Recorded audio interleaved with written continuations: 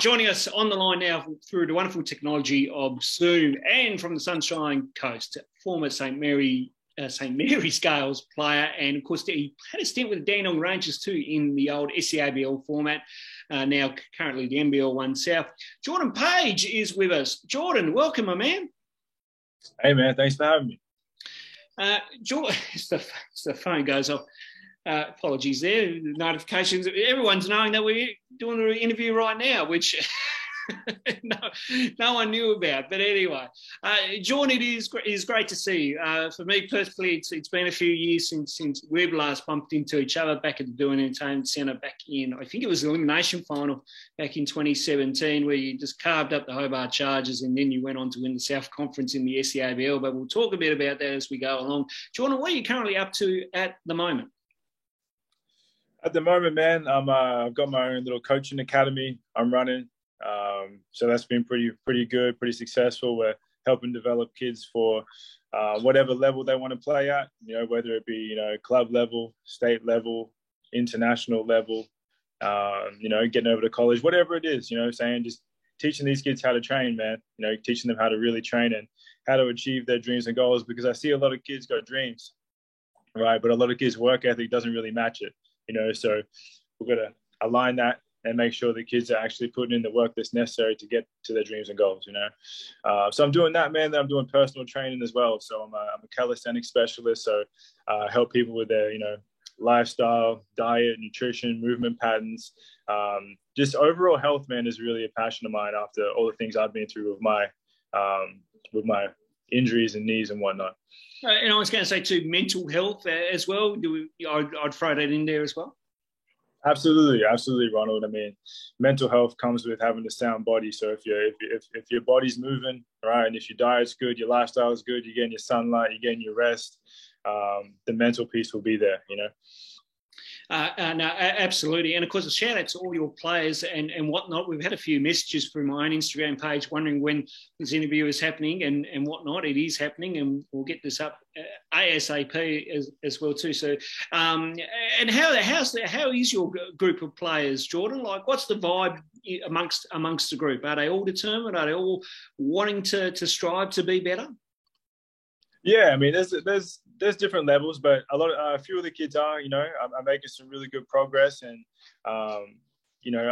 for me personally, growing up in the stadium, literally growing up in the stadium, I see it a little bit differently. I know exactly what it takes. I know the work that you really have to put in. So for a lot of these kids, they're kind of learning that and kind of realizing, wow, I got to work a lot harder. I got to be working at home in between our sessions too, because everything I do, right, is homework. Okay, so you got to go home, you got to work on all the things we went on, and then we're going to add layers to their games and whatnot, depending on wherever they're at. So it's a good group, man. We've got a good group. We got girls, boys, all ages, and we're just working on making sure that they know how to train on their own time. And when they're in the gym, don't waste time, right? Make everything count. So then you're clocking away at that 10,000 hours to become a master. Absolutely. And the biggest thing too is, we talk about the homework and talk about doing extra away from the training court and the basketball court there, Jordan. How important is it for players coming through the ranks now to have a set routine as far as, right, I need to spend 20 minutes or 25 minutes working on ball skills and whatnot at home, and then come to the training, do the same thing again? How important is repetition, regardless of where you're at with the early stages of your basketball journey? Oh man, it's everything. It's everything. So I always tell my kids, right, you can only build as high up as your foundation is deep, right? So we've got to get that foundation. So we've got to get those, it's 10,000 hours. So that's what it is to master anything. You want to become a master in anything, it's 10,000 hours, right? So you got to start somewhere, and the place you got to start is the fundamentals. So once we get the fundamentals down, right, we continue to build on that, and then we can continue to add little pieces, add little tidbits and layers, and then they can work on that once they've mastered the fundamentals, So it really is, Ronald. It's reps. It's getting the right reps. That's the key, is the right reps, efficient reps, making sure that everything's tight and sharp, So I would say that the hours, putting in the right hours and the right amount of reps is key. It's how you're going to get there. And of course, the mindset and the attitude, it's a different generation these days compared to how we were coming through back in our day. Jordan, obviously you being on in the player pathway, me being in the referee pathway, but we have both have similar mindsets as far as this is where we want to be at and this is the ultimate goal. But we have to make, a couple of sacrifices here and there, but at the same time, trying to keep a cool head and knowing that, setbacks will happen. These days, I think, I'm seeing a little bit different in the generation now, where some of the kids kind of, get a little bit more upset, throw their head down and whatnot. Just how tough is it sometimes to it's tough to coach as far as attitude and that is concerned. But what tips and kind of guidelines do you give to your athletes as far as, trying to have that right attitude and that right work ethic? That's a great question. It's a great question because not just basketball, man, sports in general, you're going to have to deal with ebbs and flows and ups and downs and, highs and lows, injuries and whatnot. So it's super, super, super key to be able to have a strong mind, a strong mentality. So one of the key things that I say is just next play mentality, man, right? So whatever happened in the last play, whatever happened in the last drill, right, that's done. Can't control it. We've got to focus on the next rep. So make sure we're sharp for the next task, sharp for the next play, right? So that's kind of what it is on that front, is just being able to control, right, what you can control. You know what I mean? And not getting caught up in everything else. You know what I'm saying? Control what you can control, right? And then give it your all, and then that's pretty much what it is on that front. And that's pretty much true to how I approach coaching a little bit when I'm coaching athletes here in Hobart. It's just like, right, if you stuff up, focus on the next play. It's as you mentioned, it's a next play mentality.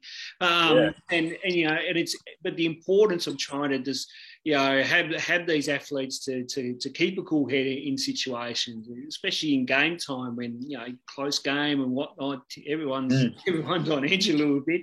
It's always tough, but us as coaches, Jordan, we have to really set that example of keeping cool, calm, collected.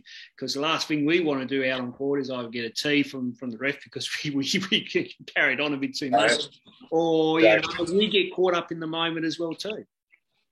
Yeah, no, 100%, and then I just think it's kind of the same as the building up your game type of deal. It's going to take reps. It's going to take failures to you have to fail to get better, and in this type of environment that we live in, this climate, we have to make sure we're resilient and we have the mentality just to bounce back. So being able to like really block out that stuff and just focus on the task at hand, that's key.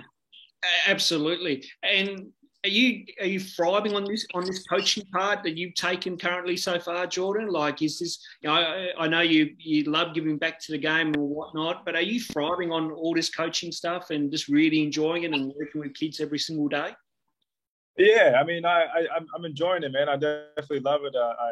To be honest with you, man, like, as playing, I play the game, man. I'm a player. That's my deal. You know what I mean? And unfortunately, from injuries and knee surgeries and whatnot, I'm not able to do that right now. But it's been a massive like weight off my, just a weight off my shoulders, right? Just to be able to give this knowledge and everything I have in my head to kids who want it. You know what I mean? So, I'm really enjoying it. I'm not going to say that I don't miss playing and I wouldn't like to play right now. I definitely would.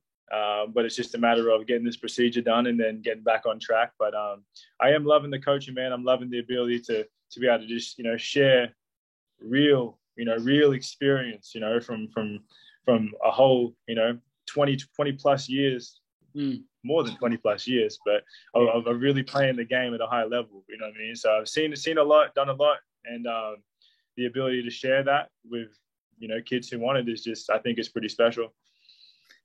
That you have, and do you have any thoughts or any kind of forward thinking as far as maybe you might want to go a little bit higher within the coaching ranks at all, or are you just happy with everything currently at the moment? Yeah, at this point, Ronald, I'm kind of just enjoying doing my own academy stuff and working on the development side of it. So obviously, you know how it goes, man, the politics and this and that, you know. I understand all that, and I don't mind being in the background helping these kids develop so then they can make that team and make that, you know. So Yeah. I feel like that for me at this point in time, it's really nice just working on the development and helping these kids learn how to develop, how to train, and how to really add and get to that next layer of their game. And that's kind of where I'm at. But I'm not saying I'm opposed to coaching the team at a higher level and whatnot, but I think that's a little bit down the line. Fair enough, and good to see that you're enjoying it, because some of the clips I see through the social media account on Instagram and what you're doing, I think it's absolutely fantastic, and to know that, you know, the future is bright in the Sunshine Coast, and with potential players that could represent Queensland South and Queensland when they get to under 20 level as well too. You know, it's sky's the limit with all the athletes you've got. So you're doing a fantastic job. Hey man, I appreciate that. Thank you. Let's talk about your journey, and obviously we'll get there, and then somehow we'll get back to this part here of what we've just been speaking about for the last 5 minutes.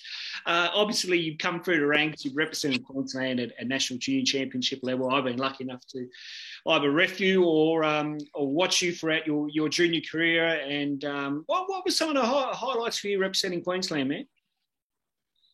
Oh, that's a good question. There's a lot. I mean, it's kind of like the grind of it all for me. You know what I mean? Like the grind of, you know, for me, so living on the Sunshine Coast growing up here, every single session we would have would be down in Brisbane. So it's, you know, hour and a half drive every time. So my granddad, my nan and granddad, usually my granddad would drive me, and, you know, he really sacrificed a lot of his whole, you know, of his life for my dream, you know. So really just the grind of it all, I think, of just, you know, going down, crushing the sessions out, you know, doing the camps, doing this, that, and the other. But then when you get to the actual championships, right, for me, that's the fun part. You know what I mean? It's just go and express yourself, go and play, and just, you know, do what you do, you know. So for me, I would probably say a highlight. I'd probably say one of the highlights would be under 20s. We won under 20 nationals, my Queensland team, and I got MVP of the country. So that was a pretty special moment for me. Just, you know, going out there playing and getting MVP of the whole country, when there's a lot of players that were playing in that tournament that, you know, are still playing today at a high level.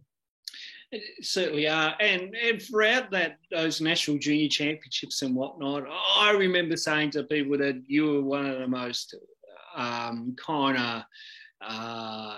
to put in some terminology, one of the most sickest ballers, and we mean that with a lot of respect, one of the sickest ballers I've ever seen ball in the country. You know, and I've seen, as you know, I've seen a fair few ballers in my time. I feel like at the time you were right up there. There's a little bit of talk about you. And then, of course, you get that scholarship with the AIS. You join what was a pretty elite group now, with the majority that have gone on to NBL or NBA. To footy, for that matter of fact, when we talk about Hugh Greenwood as well too, with that group that you were in. And, of course, lucky enough for me to be involved with your group in some capacity when we helped. We were at a camp back in 2009, back at the AIS there, and of course we refereed the Australia Day tournament over there and got the ref you and the boys, and to help you for your preparation, because I think it was a world championship year that year as well too. Yeah. How strong my memory is. Right. How was your days at the shoot? Obviously, I got a week there to spend and you know, and see you guys work and get to know you a little bit there and then. But how are your days at the AIS? Oh man, it was an incredible time. I mean, for me, at 16, you know, going in there, I was just really able to refine my game. You know what I'm saying? So you know how I was, man, just athletic, raw.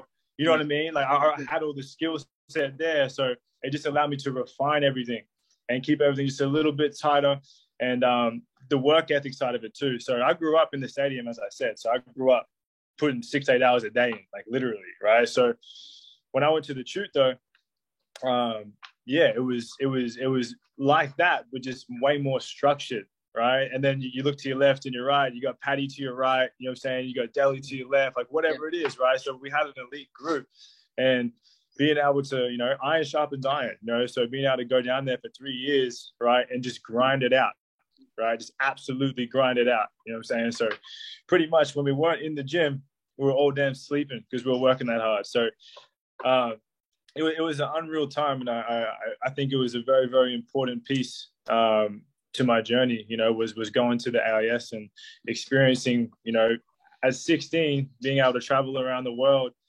playing against EuroLeague teams, professional, EuroLeague teams, and men at that age. I think that just it really builds confidence in you, but it also just allows you to know that, like, I'm on track.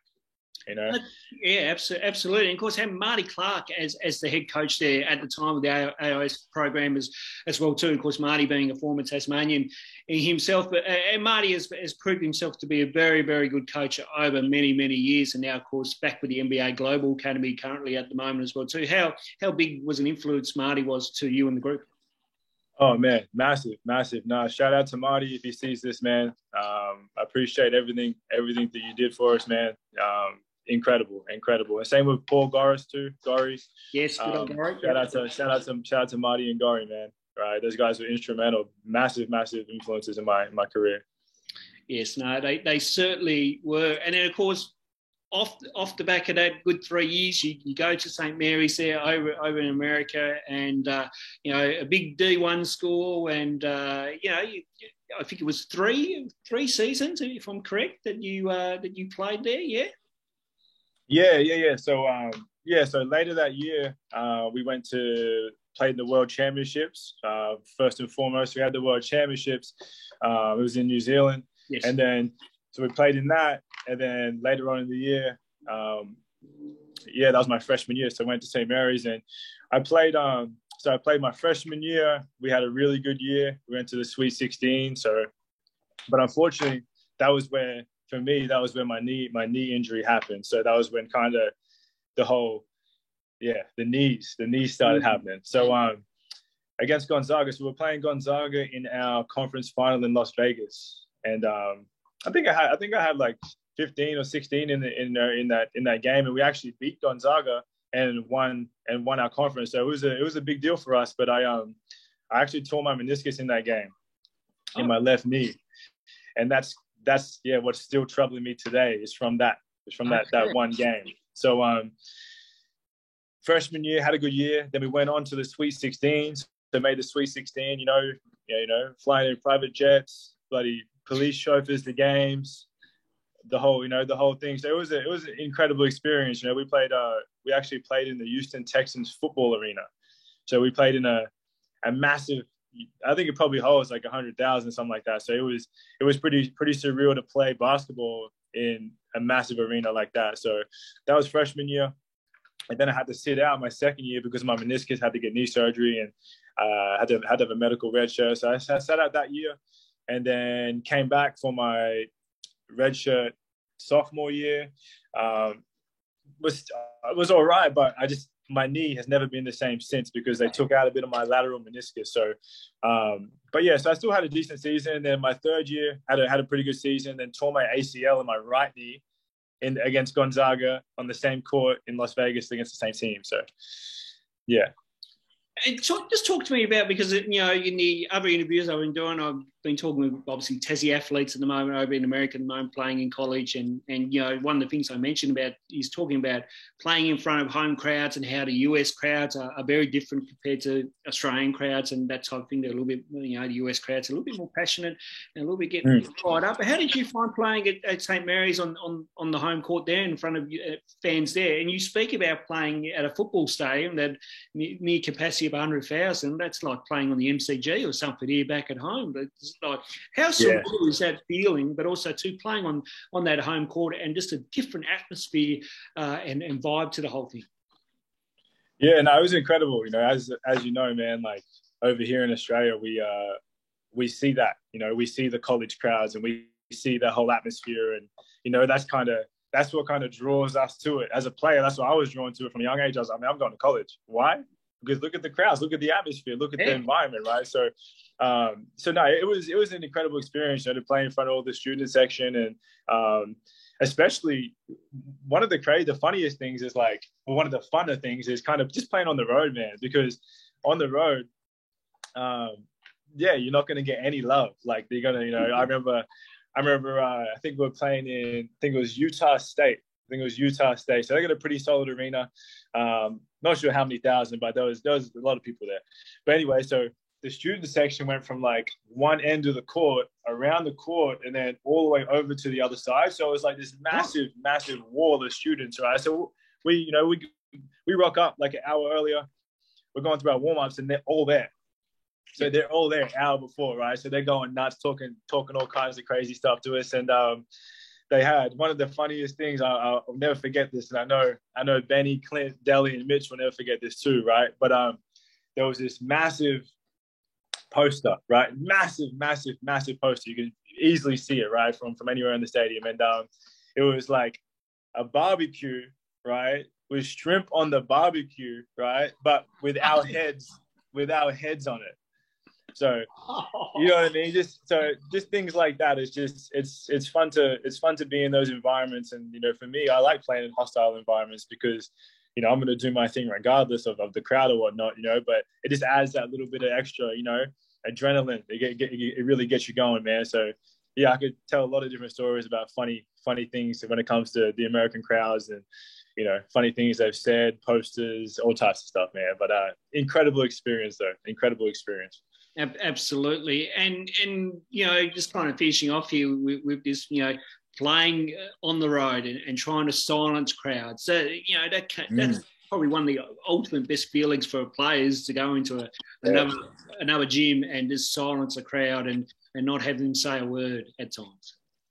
Yeah. No, I love the big moments, man. That's what I'm all about. I love hitting big shots and just can't say nothing after that. You know what I mean? So that's for me, that's basketball in general, man. It's an art form, and it's an expression, and it's when you're in rhythm, when you're feeling that zone, when you're in that zone, it's there's not many feelings like it. But hitting big shots, and silencing crowds and all that is just right down that alley, man. It's incredible. So I would literally say that's the pinnacle of the game, is just hitting big shots, silencing crowds, and getting wins, man. Getting wins in hostile environments. So. Absolutely. And you had a great time there at St. Mary's, and then you obviously graduated. What did you graduate in, or what did you major in? Yeah, so I had so when I tore my ACL, I think I had 6 classes left, but I was pretty burnt out at that time, Ronald. I just, as you know, man, it'd been my whole life forever. So I actually didn't finish. I actually had 6 classes left, but they wouldn't let me finish overseas. I came home and stuff like that, but they wouldn't let me finish at home. So I could go back over there and finish, but too busy right now with the family and everything I got going on. But yeah, so I was studying sociology. I started off with communications, and then I switched to sociology. So yeah. Okay, all right. Well, 2 good subjects there, but obviously I can understand from your point of view with the family and whatnot. Very tough to finish, and I find it a bit odd that they won't let you finish it for some reason. That's I just sat there for a second and thinking, okay, I don't know how that works, but okay. Yeah, okay. I'll leave it at that. So obviously after you graduated, now I think for a little, I'm not sure what happened, because when I did my extra research on you, because I know you well enough, but doing some extra research, I wasn't sure where you went after college. So where did you end up? What did you end up doing? I know the later part of where we're going with this, because I bump into you. What happened before that? Yeah, so I think so I think it was 13. I did my ACL, and then you still there, Ronald? Yep. Yeah, I'm still here. So, you're right. So 2013, I was when I tore my ACL, and that was really a turning point for me. That was when I was like, man, I just had to have a break, and I needed that mental break. So what I did was I started a business, an international business, and then I started in America, then brought it home here. right? And then so I was pretty successful with that. But I just started really educating myself on things outside of basketball. You know what I'm saying? So started reading a lot of books. But it's more to life than basketball. Yeah, no, exactly. And that's for me. I didn't really know that. You know what I'm saying? Because I'd just been so focused on my goal, you know, of getting to where I need to go to. So, yeah, I really just started a business, started making money, man. Started, reading a lot of books and self-educating myself. You know, I really do a lot of personal development and whatnot. So that's really what I was doing for those few years there. And then, then I got the itch again. I was like, man, I need to get back on the court, and that's where I had to get a cartilage transplant in my left knee. So, so I had to get stem cells and a cartilage transplant in my left knee. Had to go over to Washington for that procedure. So it's a pretty new age deal, and I was able to find my mom at the time.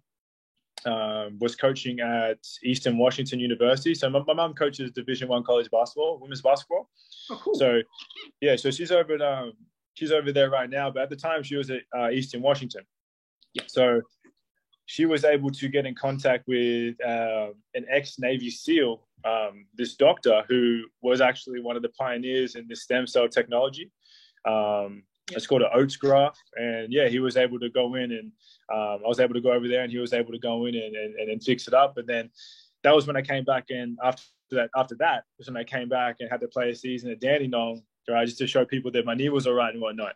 So I came back and did that, and then ended up hyperextending my right knee, and then had a good playoff run though, right? Took us to the finals and whatnot. So I was able to hit some big shots against Northwest Tassie, actually, I think. Was it Northwest Tassie or was it Chargers? And one, I remember Chargers because we got everything on file, man. So now I remember, I think it was in the first round was Northwest Tassie. We had them at home. Yes. Yeah, we were down 6. We're down 6 with like a minute and a half to go or something like that. And I was able to come in and put some work in real quick. So I was able to do that. And then, so long story short, I re-chipped that cartilage. And then when I re-chipped that cartilage in my surgically repaired left knee, that was when I was like, man, I just had to kind of cool it off. And that's where now, I met my partner down there in Melbourne, and now, we started a family, we've got children and whatnot. So moved us up here to the Sunshine Coast, and started my academy. I actually started doing a lot of stuff down in Melbourne, right, with coaching wise with kids. But then I brought the academy up here, and I do a lot of online coaching too, Ronald. So I do online sessions with kids too, right, utilizing technology like we are now. Man. So that's kind of where we're at now. All right, let me track back a little bit because there's a little bit I want to unpack here. Yeah. You mentioned about needing to have that break because for all your basketball life, that's been the one focus. Does that, from a pro athlete point of view, does that just get caught up in the mind too much at times, and we don't see a bigger picture as far as maybe I should just kind of just kick back for 5 minutes and think about life in general for a minute, rather than being so. Dead set focus, and anyone else can, go get, what. Was that, is that something, I'm trying to get into a mind of a pro athlete here, but, as I mentioned, it's like there's more to life than basketball.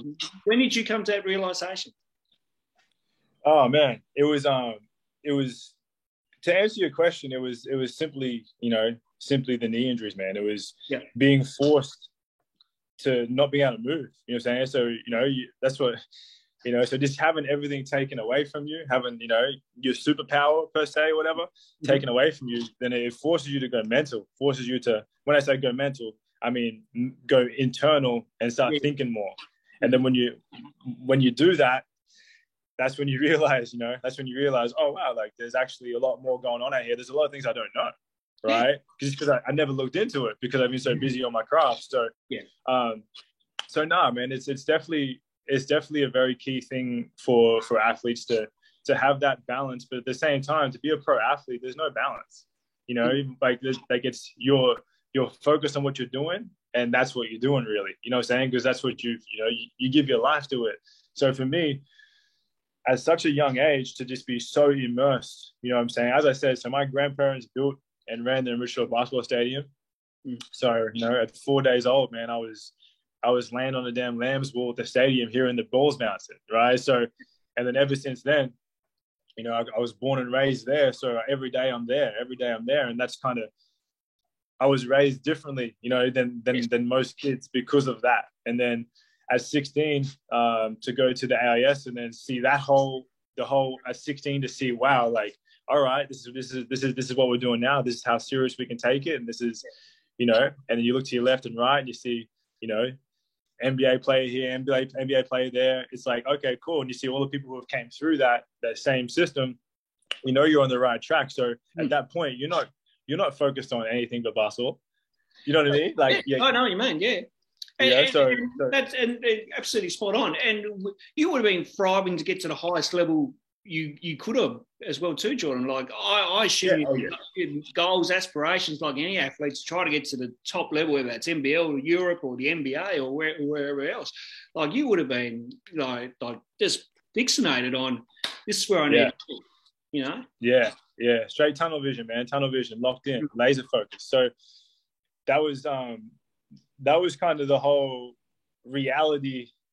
Not reality. I mean, it was unfortunate, the injuries and whatnot, but that's kind of what snapped me out of that whole fixation on where I was going, because it's not just like, you know, I was dreaming for it, whatever. Like, no, I was on my way, man. Like, you know, I had one more season.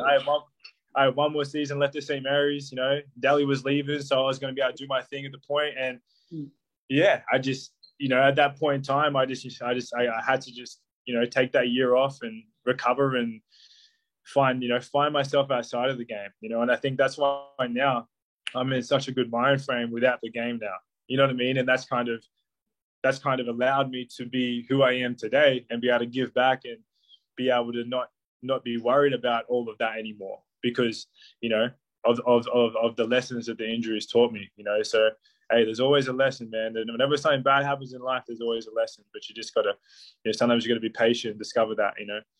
Absolutely. Was that a sign as far as, you know, or something coming full circle, saying, hey, there's a bit more to this rather than the basketball career? You know what I mean? Like, yeah, no, absolutely, Ronald. I as I said, man, it's like life is full of, you know, you're gonna get signs and signals, but whether or not you can actually pick those things up. Right, you can receive those signs and signals. That's a different story, you know. So for me, I was forced to receive it, you know, because once you do your ACL, man, it's a heavy deal, you know. So I had to have a whole year off, and then that's where I kind of just transitioned into just finding myself outside of the game, and now we're here. But hey, I'm after playing the other day, right, just run up and down a little bit. I was like, man, I need to get this surgery done and get back on the court. So that's where I'm at a little bit right now. I'm like, man, I think I might look into really getting this surgery done, and then come back and just play for the fun of it. You know what I'm saying? And play just to put some work in, you know. Absolutely. Now, I just want to quickly touch on the Siebel gig that you had with Dandenong, and obviously win that, and obviously going on to win the South Conference title that year. And you knocked out Northwest Tasman, which is always a good thing. As a Hobart Chargers person, it's always a good thing when the Northwest Thunder get taken out like that. But it doesn't help when you take out Hobart Chargers. But it was a pretty good game from memory. I think it was really close. It went down to the wire. I think our crowd was up and about, but then again, you guys just come and silence the Doing Entertainment Centre like no tomorrow. But but for me to see you after all these years, it's like, for me, that was like, it's just strange how the sport works sometimes, Jordan. It's like, we might bump into each other early on, and then not sure how long you'll bump into someone like yourself again. But to see you and catch up with you was pretty cool. How nice was it to come down and play in Hobart and play around the league in the what was the Siebel, but now it's called NBL One South now. No, it was a beautiful time, man. As I said, like in my mentality, in my mind, I never thought I'd ever come back to Australia and play. You know what I mean? Because I thought, I was going. But to come back and play in that, it was cool, especially after having all the time off, and just being able to just appreciate the game again and just have fun, just have fun playing and whatnot. Even though I was still battling injuries and whatnot, it was a good time just to be able to, with the team camaraderie we had, and we just, as you said, silence and crowd. So I remember that it was pretty quiet in that entertainment center, wasn't it? Because we, of course, Coach Anthony Stewart had, he felt like he had the team that could go all the way, but unfortunately was at one game short. And then, of course, we made amends for that in 2018 and went and won the whole thing in the end, of course, winning the South Conference, win the All-Seaboard Championship. But I remember Stewie was quite livid after the game, fair to say. He said, that Jordan Page, I don't know, the whole team. Darren Perry, he rattled on about something. But, they were fun. Right. And, they were a good old day. They were a good old day, so to speak, Jordan. Yeah. No, I remember. It's funny you say that. That just brought up a memory of mine too. So I remember. So when I was at the AIS, right? So we played in Siebel, right? So we were young kids. We were like 16, 17, and I remember playing against Anthony Stewart. Yes, 09? No, I think it was 6, 7, 8. I think he was playing for his Chargers, wasn't he? Yeah, he was. Yeah. We were at the old netball centre back in those days too. Yeah. That was a pretty cool little atmosphere in there too, man. There's just some fun in there too. So I remember that. I forgot about that until now. So I remember playing against Anthony. Oh, there you go. And of course, Stuart he's still coaching the Chargers, believe it or not. He did have a break for a while, and then we went kind of downhill, and then we brought Stewie back, and then we've been on top ever since Stewie's been back. And of course, Stewie doing a bit of broadcast work as well too for the NBL now. So he's got his hand in everything. Of course, we have a basketball facility down here now, like a dedicated basketball facility down here too, called Swisher Hoops Academy, run by Stuart, Mark Nash, and former Premier of Tasmania, David Bartlett. So it's like 2 full courts, and then we have 2 half courts, which are like 3-on-3 courts. Right. And the flooring is the 3-on-3 flooring. We have kids flocking in there every day. Stewie and Nashy running camps and all that kind of stuff. It's like we've now got a decent basketball facility that kids can come to in Hobart and keep working on their craft. And we talk about now giving back to the game and helping the kids working on their craft. I know you mentioned about how fun it is to give back and to give all this knowledge and whatnot, and what we've spoken about as well too. It's like, you've got some really good memories there and some really good, I think you can extract things from your stories that, you can give advice to and say, hey, such and such and such and such, you know what I mean? Like, go on that experience that you've had, which will certainly help in whatever areas for these kids coming through. No, it's funny you say that because, oftentimes, I don't really think about it all the time, you know what I mean? So obviously, so I'm just living my life, but just having this conversation with you, I've got like flashbacks of, games in Italy, games in France, games in Germany, games in Taipei, saying all types of stuff, but it all comes back to you because, obviously, we really lived that. We really did that. So, as you said, man, it's there's a wealth of knowledge that's available to whoever wants it, And you mentioned about you've got a young family there and trying to raise them. How is fatherhood going for you? Oh man, it's incredible. So now my little one just over here, she just woke up. She's 2 in April, and then we got another one on the way. So and then 2 older girls. So it's busy. It's busy. It takes a lot of effort, a lot of patience, Ronald, a lot of time. But no, it's super fulfilling, man. It's kind of like life doesn't really start until you have your own children in a way. It's kind of weird like that. So it's been an incredible process, and I'm enjoying it for sure. No, it's wonderful to hear, and family is everything. Has that brought a different perspective to life for you as well too, just with having, you know, kids and having a wonderful wife that supports you? Yeah, no doubt, no doubt. It's I think I would have been I think I probably would have been back playing if I didn't have kids. Well, I would have got the knee surgery ages ago, I think. Yeah. But I think just having the kind of the reality of just they just ground you, you know, they ground you and make you realize, like, keep perspective, you know, because it's not we get kind of selfish as athletes, you know, like, you know, being an athlete, it's all about you. It's all about you, all about you, all about you, right? But it's like, no, life isn't actually all about you. Life's about, you know, your family and creating more and making sure that they've got everything they need, you know, and they've got all their resources and they've got all their support. So, yeah, it brought a lot of perspective, man. Really, really, really grounded me for sure. And that's the reason why I haven't bothered to get back on the floor, Ronald, is because I'm just so busy and I'm just so kind of content with life as it is right now. And yeah, I mean, I've done a lot in my career, so it's not really, I'm not out to prove anything, right? You can look at my resume, you can see what I've done, but, you know, it is what it is. Absolutely, and I think your resume speaks for itself in that regard. You mentioned two older ones there. You know, I think I think you've got one that's right into their basketball, if I'm correct.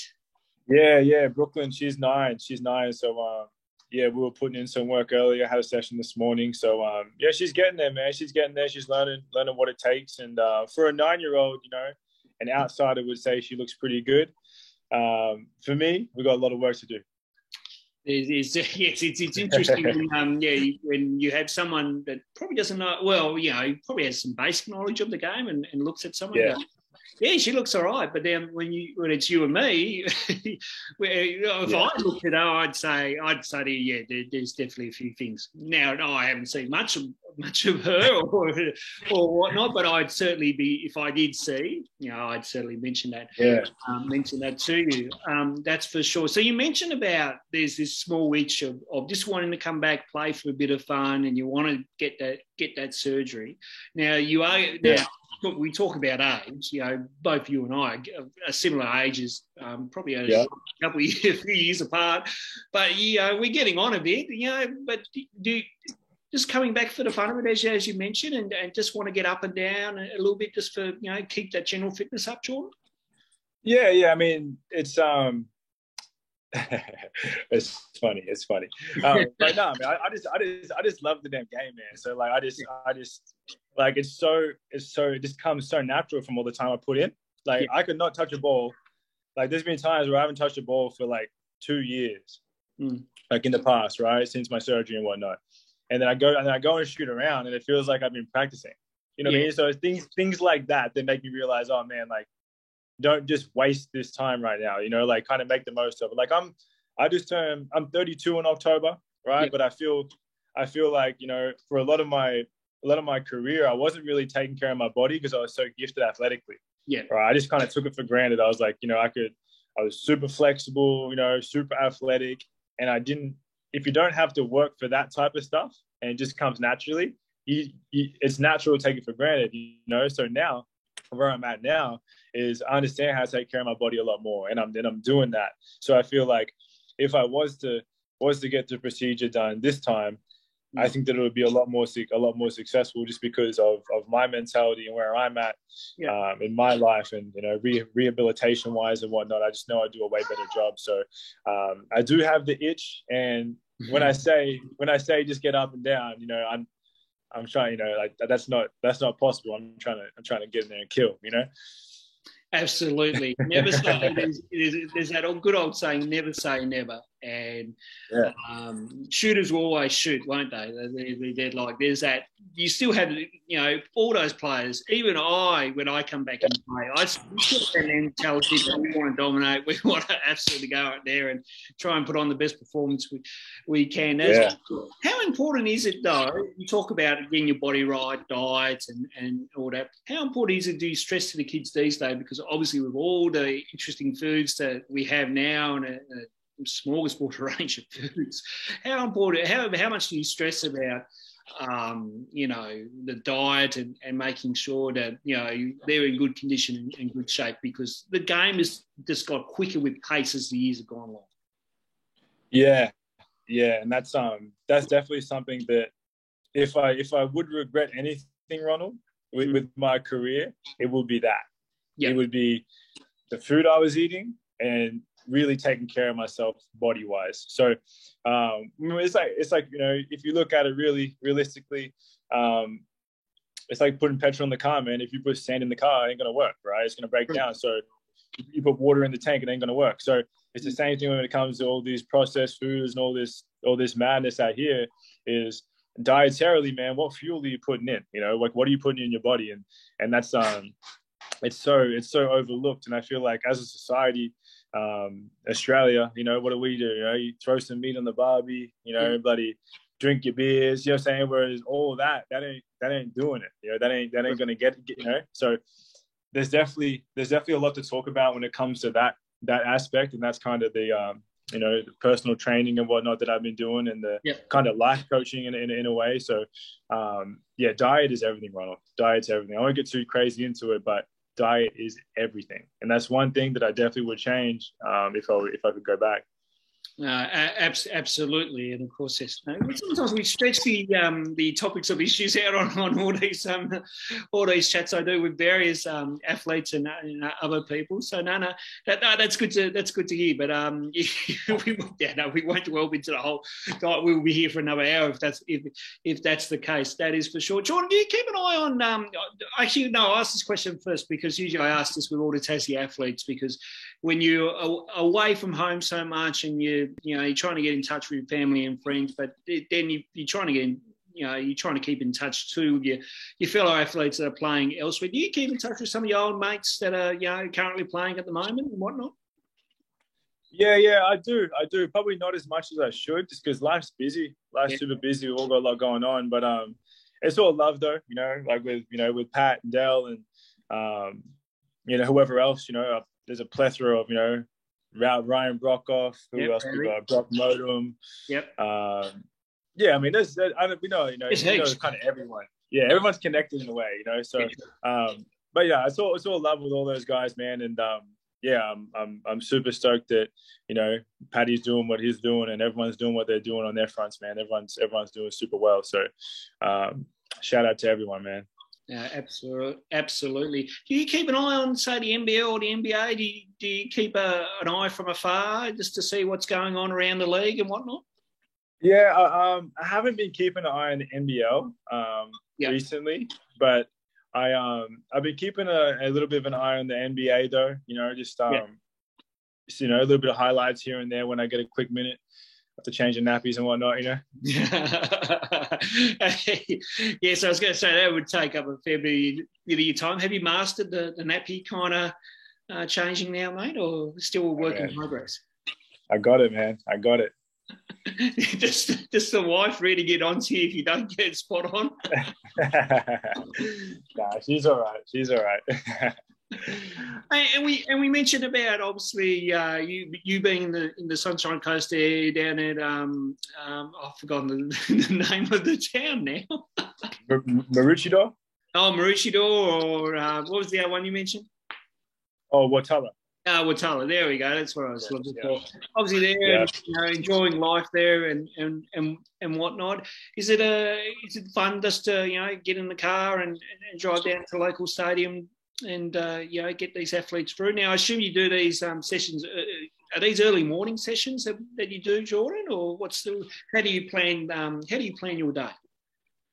Yeah, so we when school goes back, so school's not in at the moment here, so it's still holidays. So we've been doing about like 9 a.m. sessions. So some kids are a little bit lazy, bro. They don't want to get up early on the holidays.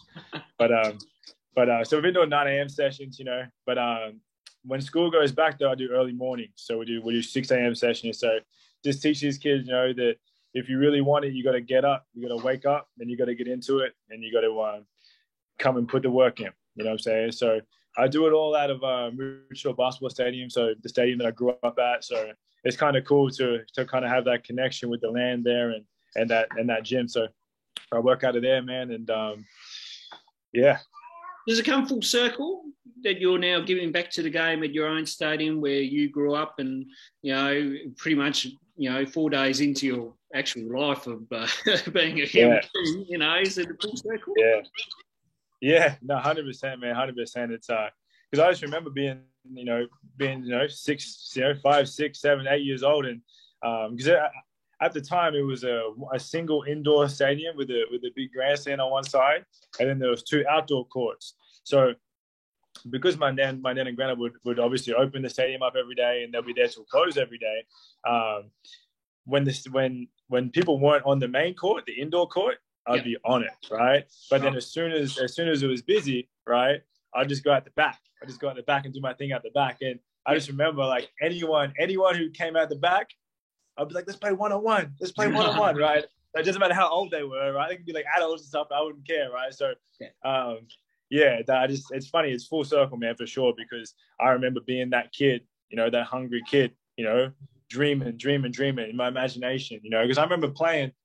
That's what I teach my kids too, man. Is it's so important to have a live imagination, because I feel like technology has really taken away our imagination, right? I agree. And our imagination 100%. So our imagination is what separates us from everyone and any other species, because we can imagine and we can envision something before it happens, and it's a very, very, very powerful tool to have. So I really do teach that to my kids, is when we're doing our sessions, right? When we're doing, say, whatever drill we're doing, see the defense, see the floor, right? See your teammates, right? But you got to have that imagination, because then that'll create that vision as well. So, to answer your question, though, full circle for sure, Ronald. Full circle. Yeah, absolutely. And it's not 2K. It's not like we're on the PlayStation or an Xbox or whatever. I'm with you. The technology has changed the society big over the past 20 or so years. Of course, when we were both growing up, we never had that. And we had, we could picture things, and I feel like, and it's so important to stress in this day of age that you still have to have that imagination, because you just can't rely on video games, man. Like, it's ridiculous. Like, I don't understand. Oh, we can do this on 2K. BS, you can't do that in real life. Like, to keep it PG. But you know what I mean? Like, Absolutely. We need to really stress that point home, to say imagination needs to be still there within people's lives, because nothing wrong with that, by the way, too. Yeah, no, I agree, man. I agree. And because I do feel like that this generation coming up, these kids are a little bit lazier, all right? And I would say that it is because they have so many other ways to channel their energy, So, if you've got a device that, is going to just keep feeding you all this information, whatever it is, video games, whatnot, what about your game? You know what I'm saying? What about working on your game? And that's kind of where the dreams aren't lining up with the work ethic. And that's kind of what's super passionate to me. What I'm super passionate about is making sure that the work ethic is lining up with the dreams and goals, but being able to eliminate a lot of those distractions is very key. And that goes back to kind of mental health too. So keeping a good head on your shoulders and making sure you're not too up and too down, too erratic. Too much screen time will definitely mess you up. Absolutely. Of course, this screen time is fine. Put it that way. This is used for a good cause. Now, do you Now, you talked about your mum and she's coaching over in the States at the moment. Do you keep in touch with her? Yeah, absolutely, man. Absolutely. Yeah. So mum's doing her thing. So she's been over there for a little while now. Probably almost damn near 8 years or so. So she's been coaching Division I college basketball over there. My uncle's been coaching over there for almost 20 years, I believe. So he's been doing his thing over there for a long time. Yeah. Yeah, man, it really is. It's in the family for sure. There we go. We've just lost him there, folks. We'll try and get him back on the line. There we go. You were halfway through an answer. There, Jordan. I'm trying to think back of short term. Yeah. I just had a quick look at my TV. I'm seeing Adelaide is up against Melbourne at the moment here by 6. Just near on 3/4 time here at the moment. So Yeah, I've got the NBL one in the background as I'm be chatting. So. But yeah, man, yeah. So now I'm not sure exactly what I was saying, but yeah, I know we're talking about imagination and kind of kids working. Oh yeah. Kids, so kids kind of just not working as hard because they're so distracted nowadays. Yep. And being able to kind of focus on what's more important, and that is your own game and your own future and your own career, and making sure that you're using that imagination the right way and you're keeping that alive whilst practicing, and you're not having your imagination drained from these damn screens or the devices.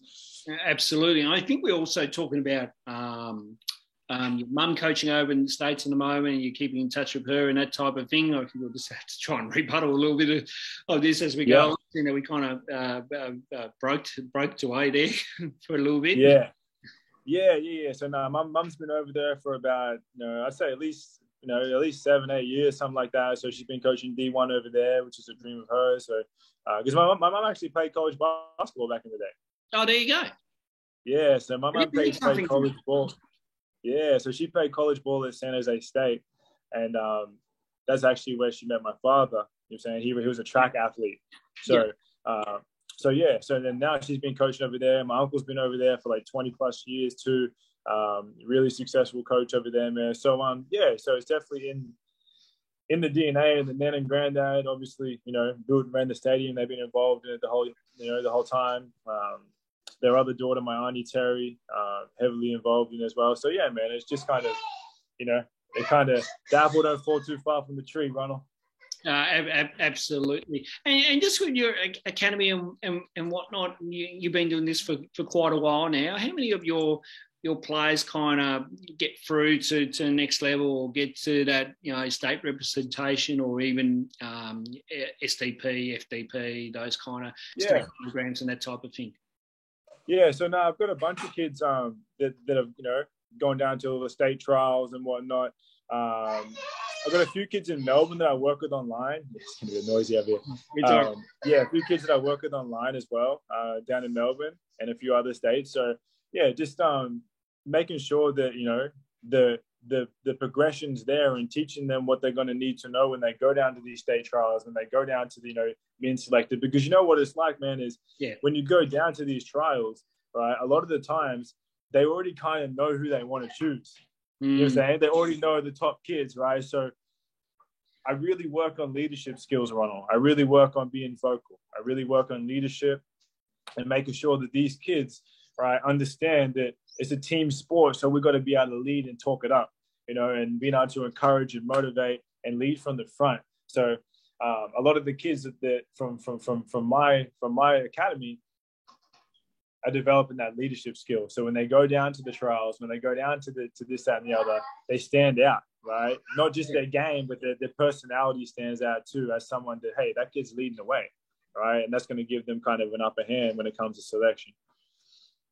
Absolutely, and I think that's key for athletes. If you got to develop some type of character and some type of personality where you can lead from the front, and you might be up against some players that might be just that slightly more ahead of you and whatnot. But if you can bring that little extra 1% or the other 1%ers we talk about a lot of the time, then that gives you an edge where maybe some of the other athletes that are trying out may not have that edge.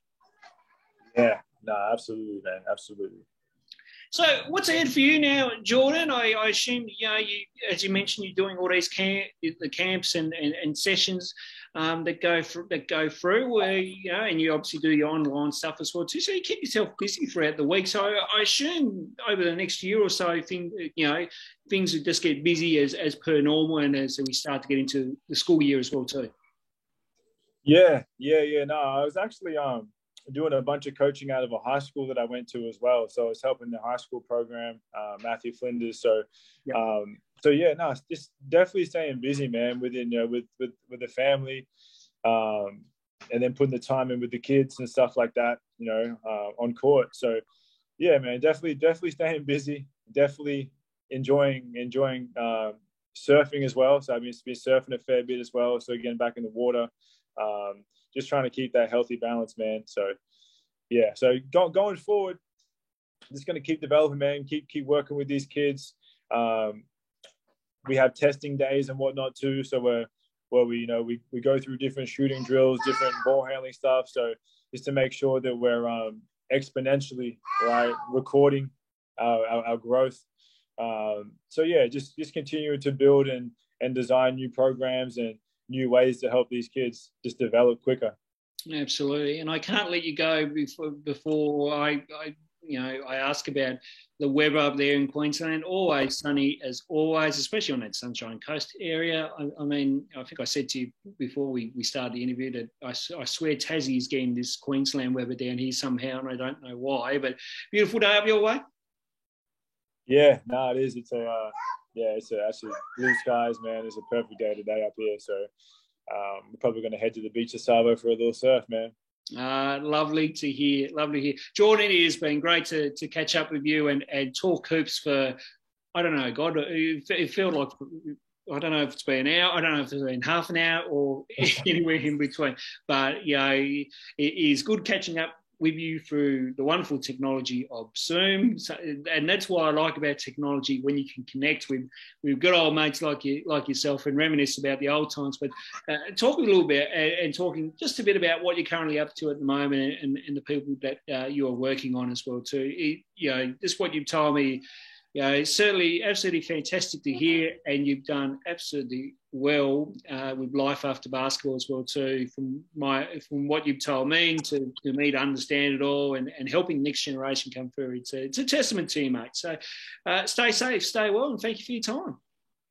Hey man, appreciate you for having me, Ronald.